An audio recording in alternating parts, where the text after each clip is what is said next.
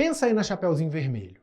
Você provavelmente lembrou do conto de fadas, da menina que vai visitar a avó, esbarra com o lobo mau e dá tudo errado, certo? Para algumas pessoas, essa história toda aí representa uma outra coisa. Trata, por exemplo, de amadurecimento, de perda da inocência, de desobediência, dentre outras possíveis maneiras de enxergar uma história que todo mundo conhece. E eu estou começando desse jeito para mostrar que nem sempre o que a gente vê numa obra de arte é literal. Aliás, na maioria das vezes não é. Isso vale também para os zumbis, que são o nosso assunto de hoje. A gente vai ver que um zumbi nunca é apenas um zumbi.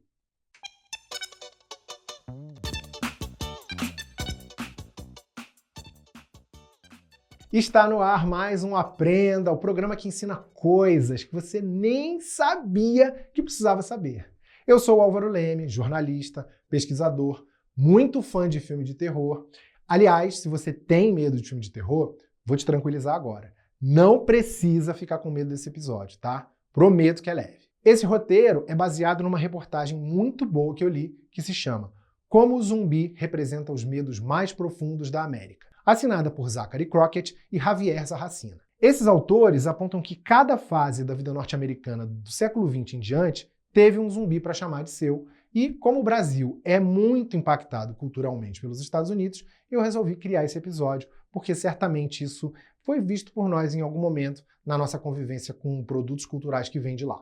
De onde surge a figura do zumbi? Originalmente, vem do Haiti. Os escravizados que a França levou da África para esse país da América Central acreditavam que se uma pessoa morresse de causas não naturais, por exemplo, assassinato, elas poderiam ser reanimadas com determinados rituais e ficar a serviço da pessoa que foi responsável por sua reanimação. Os haitianos chamavam essas criaturas nem vivas, nem mortas de zumbis. E como eles foram do Haiti para os Estados Unidos? Isso aconteceu por causa de um livro de um cara chamado William Seabrook, que nos anos 1920 esteve no Haiti e lançou depois um livro sobre o voduísmo. Daí eles saltaram das páginas para o cinema um pouco mais tarde, em 1932, ou seja, há 92 anos. Isso aconteceu no filme Zumbi, Legião dos Mortos. Tanto esse filme, quanto os que vieram na esteira dele e fizeram bastante sucesso, filme foi um sucesso, mostravam os haitianos do jeito mais preconceituoso que vocês possam pensar.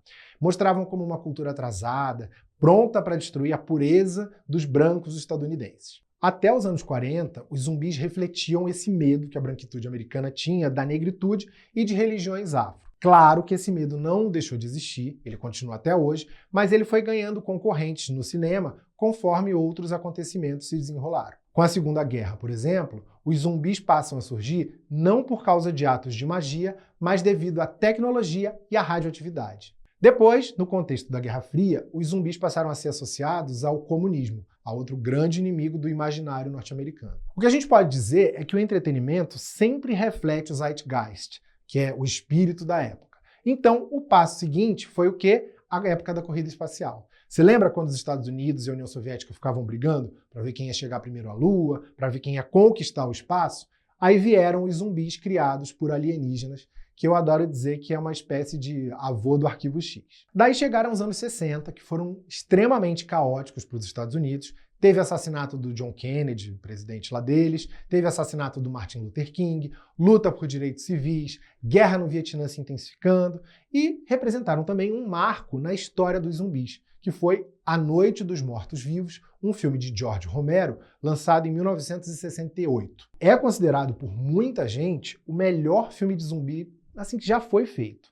Para não dar spoiler, eu posso dizer que ele mostra que os negros, principalmente os negros norte-americanos, são muito mais ameaçados pelos vivos do que pelos mortos-vivos. O Romero fez uma carreira bem sucedida com vários outros filmes de zumbis. Um deles, muito marcante, veio 10 anos depois do primeiro, que foi em 78, O Despertar dos Mortos. Aqui, durante um apocalipse zumbi, os sobreviventes se refugiam em um shopping e aí rolam umas cenas da galera em pleno fim do mundo, de olho ali nos produtos. Tem uma hora que os zumbis invadem, e aí aquele monte de morto-vivo andando pelos corredores funciona como uma crítica do consumismo desenfreado, coisa que eu acho particularmente interessante. Desde os anos 80 até os anos 2000, os zumbis passam a ser associados a contaminações envolvendo micro-organismos.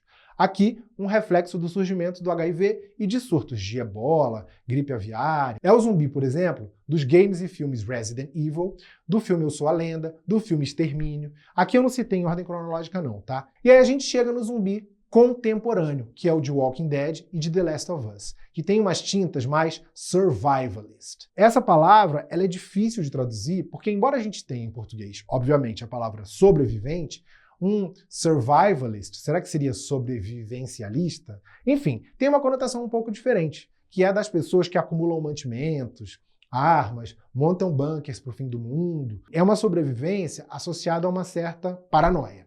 Tem um quê de medo do outro, refletindo o medo, por exemplo, que os países ricos sentem dos imigrantes. Tá vendo como sempre tem uma conexão entre o zumbi da tela e o que está acontecendo no mundo?